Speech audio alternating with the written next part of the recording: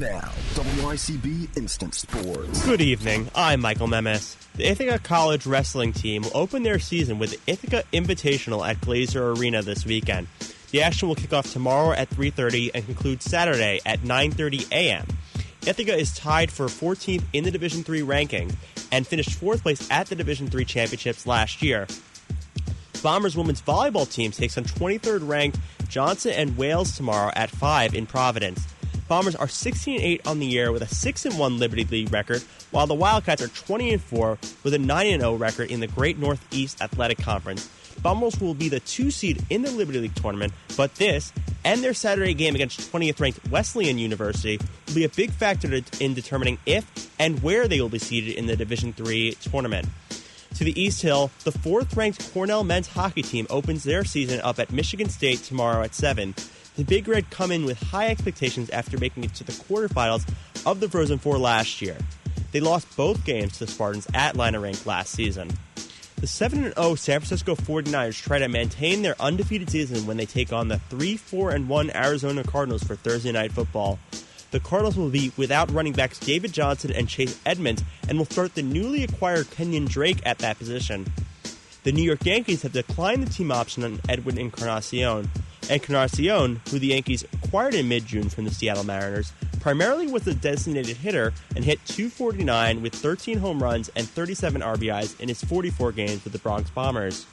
Don't forget to tune into Sports Talk this and every Saturday starting at 6:30 right here on WICB.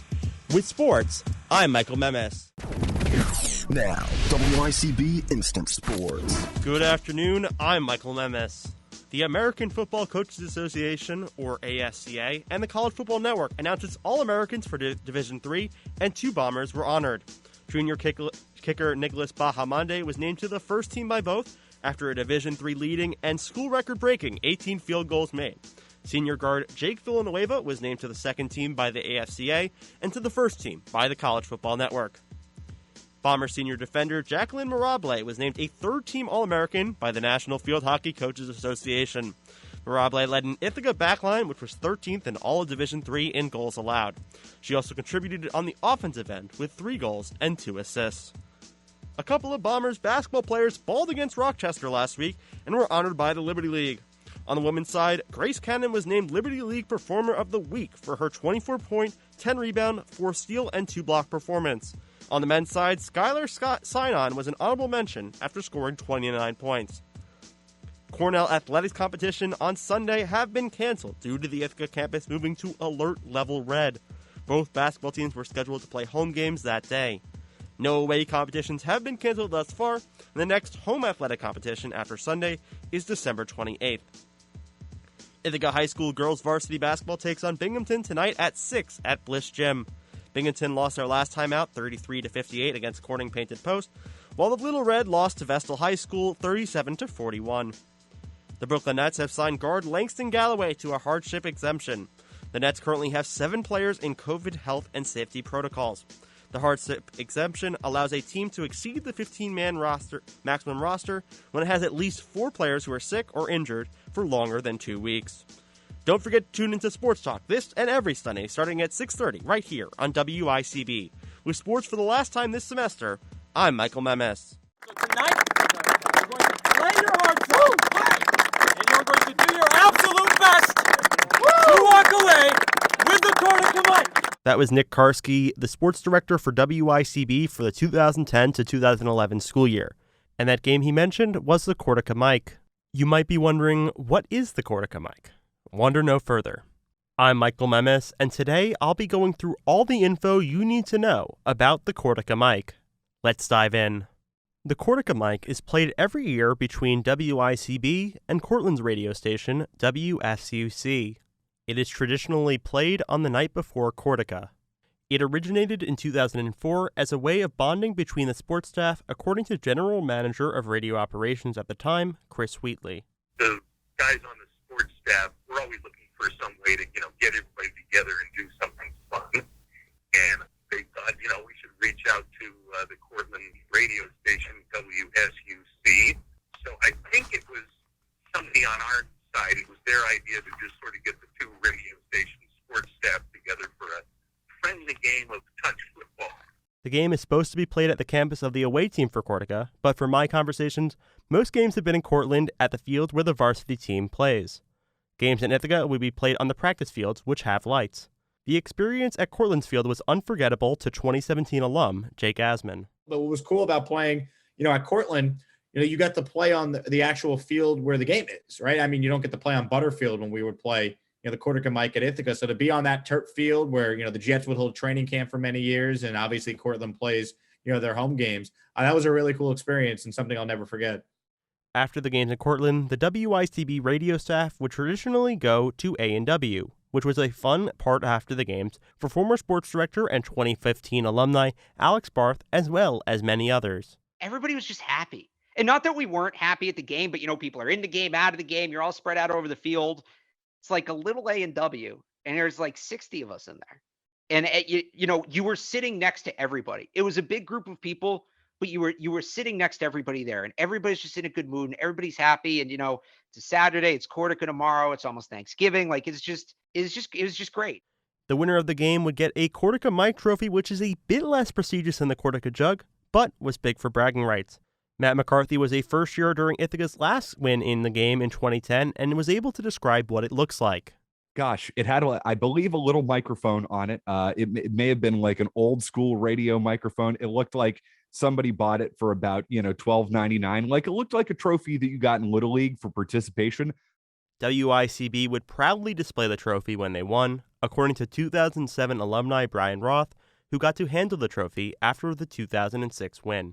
I think I do remember after the game displaying it in the window of the ICB studio so that when people would walk by, they would see that trophy as they're passing by the window. You see the DJ behind the booth, you'll see the news and the radio people in, but it was very squarely there so you could see it while people passed by.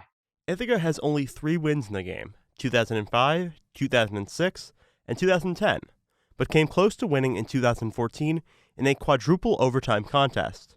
A big reason for the lack of success in the game is Cortland sending their JV team to play since 2007, something that many suggested, but Barth confirmed. Yeah, no, we knew who they were. Yeah. And I mean, like, they did radio, but like, to what extent did they do radio? Like, we never found out. It was like, they didn't know. So their radio station was there too, but like, it was very clearly 2 different groups of people. You know what I mean? Like, some people were just meeting for the first time. Ithaca has not had a chance to win back the trophy since 2017 due to weather, MetLife, and COVID concerns, either causing the game to be canceled or WSUC to pull out of the contest. Almost all of WICB staff has never experienced a Cortaca Mike game against WSUC, though hopefully it will be brought back in the future. Instead, they have played a game within Ithaca College, which has still been enjoyable for people like 2019 alum Matthias Weilman. Honestly, Cortaca Mike was always one of my favorite parts about Cortaca Week and Cortaca Weekend. The 3 seasons that I worked for IC Radio or ICTV doing Cortaca coverage in any way, it was always such a very jam-packed and stressful weekend getting everything ready for the big game. And then always that night before, you get a chance to just line up against TV or line up against radio and just play some flag football and just, at least for a couple hours, just relax and get ready and be able to enjoy, kind of the atmosphere around Cortaca, because it really is a lot of fun. For WICB Sports, I'm Michael Memes.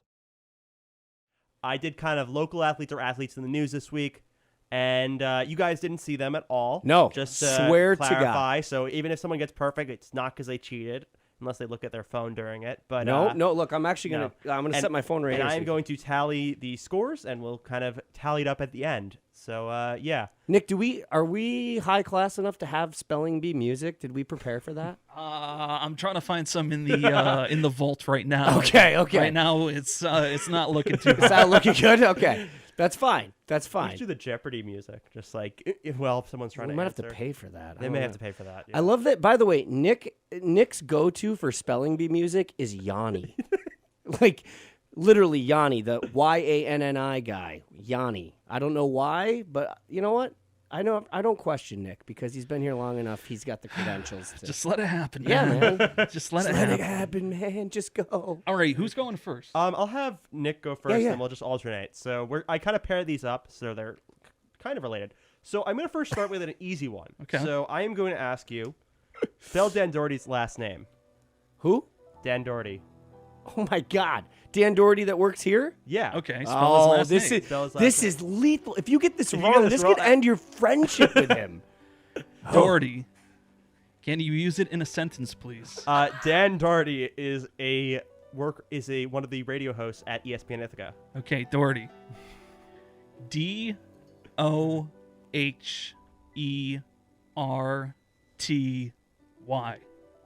You got that correct? That is correct. Good job, Nick. Okay. That was a lot of pressure. I actually would have got that wrong. That was a lot of pressure because if you get it wrong, he's gonna come in next time and just like Dan's- last you. So yeah, you got it right. So The bromance continues. speaking of ESPN Ithaca, this week there was an interview with Kyle Busch. So Mike, my question is, can you spell Busch? Come on. Yeah, I can spell Bush. Country of origin, please? I think America. America. Eminem's car. Las Vegas. America. Now, I got to think about this because is it like the spelling like the shrub? Oh, Or is spelling it- of his last name. Yeah, the spelling. Don't help him out, Michael. No, I know. To clarify, I'm I'm- asking spell the last name, not the shrub. No, I understand. I'm just trying to think if he spells it like the shrub or if it's that fancy spelling with like the beer. I'm gonna go with the beer, so I'm gonna say it is BUCSH.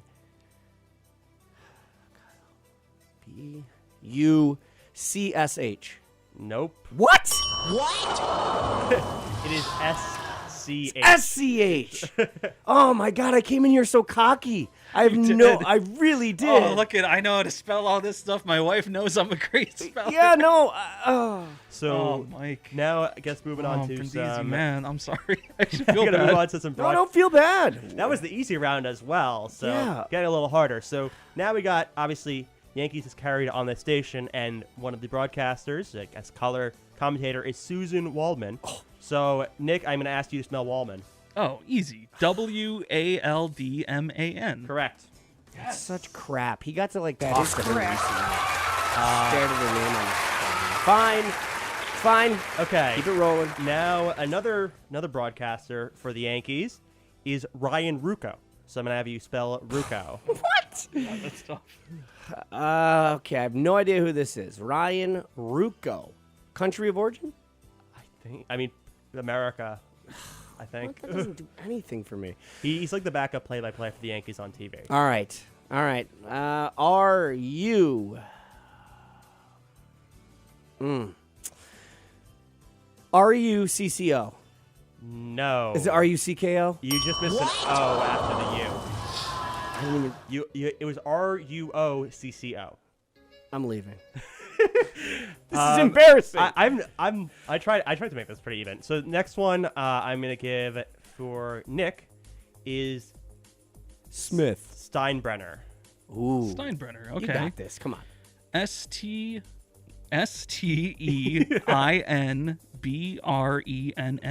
Yeah. Correct. Dang.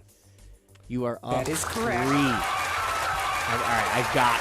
It's like the Yankee series. This is it. I've got. Maybe you gotta show I've up. gotta get You this gotta one. show up. Okay. There's only So what, now 42 another more? owner in the area is Terry Pagula. I think that's how you say his last name. The Sabres owner. So I need you to spell Pagula. Thank you. You just handed me a gift. That is going to be Pegula. Correct. Pagula.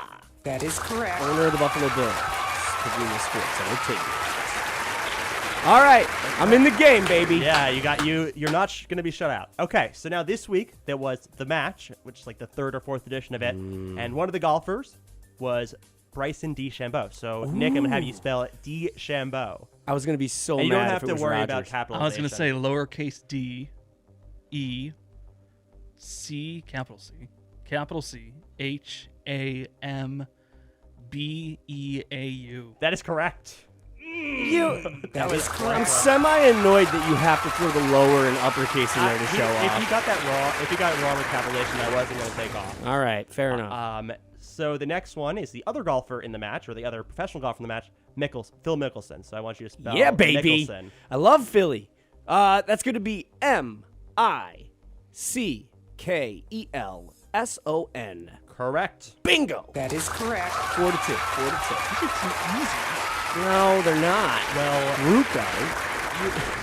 So now, moving on to tennis. So Oh, boy. one of We're in the trouble. players moving on to the finals is Novak Djokovic, one of the best tennis players of all time. So, Nick, you have to spell Djokovic.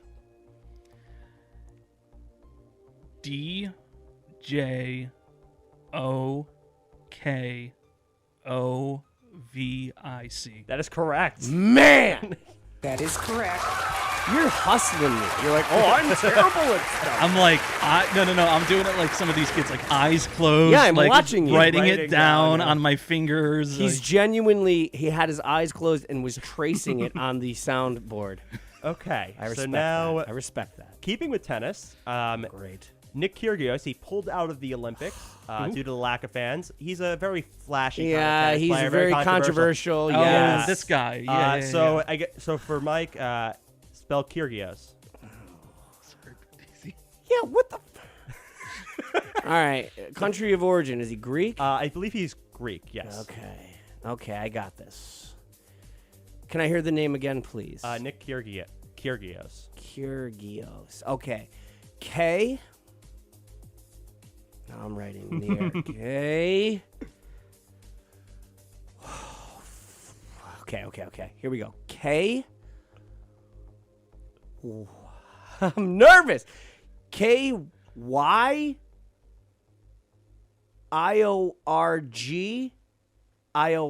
No. God, I don't. It is. You had it. The Y was right. The Y was right? Yeah. KYRGIOS. Well, that's just silly. Okay. Now this next one's going to be a little bit more difficult. This is our last one because we're up against time. Okay. WNBA. So the New York Liberty, one of their top players is Sabrina Ionescu. So Nick, you spell Ionescu. If you get, I'll tell you what. Let's make this more interesting. If you get this one right, I'll throw you $5. Side bet. Don't cheat. Say it one more time. Sorry, Sabrina Ionescu.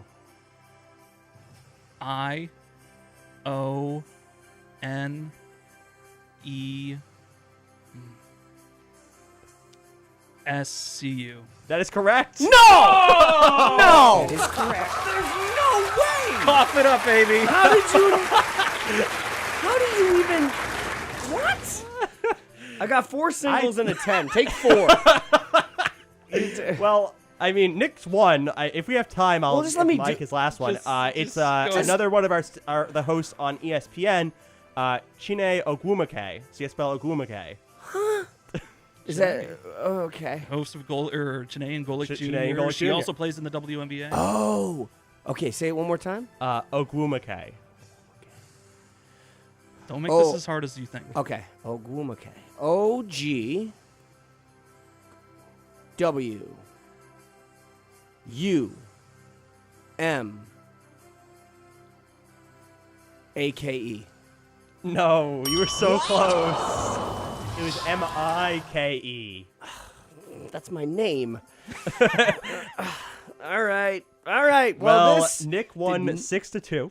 Yeah, and he won $4 because I didn't have and I'm glad about that. He hustled you, as I you can't said. believe I was able to do that. Dude, that was wildly impressive. I'm have you impressed seen with her myself. name? Have you seen her name ever? I've seen it a few Okay. times, but See, I I didn't- didn't think I would get that. Yeah, especially because when I say it, it sounds like a Y almost, isn't it? I But- didn't know it started with an I. You know what? I needed this because I was one of those people that would watch the spelling bee and I'd go, oh, please, I'd win this whole thing. You know what? I'm back down to earth. I could not win that thing at all. I lost to Nick. But now, Sad, isn't it? Karski with a Very perfect sad. score, maybe he can make a run at it next year. You never know. BTL is back after this. I'm going to rant a little bit on this. So, people are mad at Dwayne Wade for giving a 9 at the end because it was supposed to be everyone gives a 10 except for the last 2 people. Dwayne Wade was one of the first people. He gave a 9. Guess what? I am happy for Dwayne Wade because they should not be telling each other, okay, we're going to score this so we can go to more overtimes before. They should actually judge based on the quality of the dunk. And I'm tired of having celebrities be the dunk contest judge. Here's what should qualify you as a dunk contest judge. the Flight Bros, a person who does street dunking in real life, part of like one of those street dunkers who does slam dunk contests like on the streets and stuff like that, or a former slam dunk contest champion or a contestant. You shouldn't have Common being one. You shouldn't have Chadwick Boseman. You shouldn't have Mark Wahlberg being the people list judge. You shouldn't have DJ Khaled being a judge for this contest. It should be people who know how to dunk. And I'm tired of it being where they just decide who's going to win before, how this is going to go. 2011, Blake Griffin, they released something before saying he was going to win the dunk contest. They had the key card ready for him. They knew he was going to the final round. He was not the two best dunkers in that dunk contest, and they still put him in the final round because of the fact that it was going to be good for their sponsorship because Kia is the official car of the NBA. And he ended up dunking over a Kia, which is good money for the NBA. But the NBA needs to do a dunk contest where it is based on the quality of dunk. It's not based on, we want to make this so it gets better, so it goes farther, so that we can keep having them dunk. It should be based on, okay, who had the best dunks? Aaron Gordon had the best dunks. I'm sorry. And they didn't give him the dunk contest. And they were trying to make it so it keep going into overtime and keep going into overtime. They were telling each other, okay, we're going to make it this score so they can keep going. Judge the contest. Wow. All Okay. right. Also, and then Freaking on top of that, Aaron Gordon has said he's done with the dunk contest. He's done. As he should be. Yeah, he's because he should be a deserves to win two-time- this. I'm he should sorry. be a two-time I also winner. want to put out another one. Derek Jones Jr. He dunked in front of the free throw line to like an entire foot and a half in front of the free throw line. He did a windmill dunk. Zach LaVine did it on the free throw line. Did a windmill through the legs a few years ago. Got a 50. So you're saying that's equal to Zach LaVine's dunk? I don't think that should be a 50. I get they gave him a 50 because it is still far dunk and stuff like that. But considering that you've had the free throw line dunk happen for a while and it's gotten 50s. And 1 sec. Speaking of 2011, Serge Ibaka dunked from behind the free throw line. I think it was the first one ever in a dunk contest. He got a 45 for that. I'm sorry. And Aaron Gordon dunks over Taco Fall. He gets a 47. You got to be kidding me. Sorry. I love the dunk contest. I don't know if you remember when we were on So You Think You Know Sports with those dunk contest questions. I was like, bing, bing, bing. I love the dunk contest, so that's why I'm very upset about this. I guess the first question is, you were with the Eagles for 13 years, and now you have moved on. A lot of people dream of working for a professional team, so why did you decide to move on from the Philadelphia Eagles? Well, it wasn't an easy decision. That was literally probably one of the best dream jobs that a chef can have, is feeding people that are constantly hungry, and those football players are constantly hungry. One of the dream jobs that I always wanted as a chef was to cook in an environment where we were guaranteed to make a lot of food, but make a lot of quality food, make a lot of people happy with our food. And nobody's happier than an athlete because they're always hungry. I decided to leave after a long, hard soul searching because I'd been doing it for well over a decade, 13 years. And I had an opportunity to pass on some of the skills that I have learned and used and that I've grown with over the years at the Eagles to the next generation of chefs in Philadelphia. So when the opportunity came up, I initially thought, no, you know what, I'm probably going to just stay with the Eagles. But the more I thought about it, the more the life of a teacher, the hours of a teacher, and the reward of a teacher of being able to help the next generation of chefs go on to possibly go cook for the Eagles in Philadelphia as well, or go on to a different sports team, open up a restaurant, a food truck. I mean, there's a million different things that you can do as a chef in this world. And I have a lot to teach, and I have a lot of stories, and I have a lot of experience that I want to share. So, and like I said, the hours was a big part of it. Cooking for a football team almost 7 days a week takes its toll on you with the hours per day. Sometimes we'd be in there anywhere from 12 to 18-hour days, depending on what was needed and if it was crunch time, if it was game time. And it's going to be a different mindset for me working at the school, but I will put my same passion into it. You mentioned long hours. Could you describe how much you had to do per week with the Eagles? Like how much food you had to make, all the materials needed, how many chefs you had with you, just everything involved in that massive process? It's an incredibly huge process. And ironically, you asked that question because that's exactly what we're handling on my own podcast, Feeding with the Birds. This season, in season 4, we're looking back at my 13 years at the Philadelphia Eagles, and I'm able to draw from memory some of the amazing quantities of food to get these guys, fed and get them fueled up and on the field. I mean, on an average day during the football season, let's take breakfast, for example. We're looking at anywhere between 350 to 400 100 fresh cracked eggs every day. We're looking at anywhere from 40 to 50 pounds of breakfast meat, anywhere around 100 to 150 pounds of fresh cut fruit, 50 pounds of potatoes and hash browns, a multitude of pancakes, more waffles than you or I could probably ever eat in one sitting, and just an incredible amount of omelets and sandwiches and wraps and breakfast delights. I mean, think about going to like a hotel spread, best breakfast buffet you could find every single day at the Philadelphia Eagles. And we're serving a football team, and one of those guys, especially if he's on defense, those guys know how to eat, and they can put away probably 2 to 3 times what you or I would put away in a single meal. But they burn it off like that. I mean, they are on that field, they're in the weight room, they're running drills, they're doing practices. And so as much as like, wow, I could never eat that, or I don't see how these athletes eat that and then go,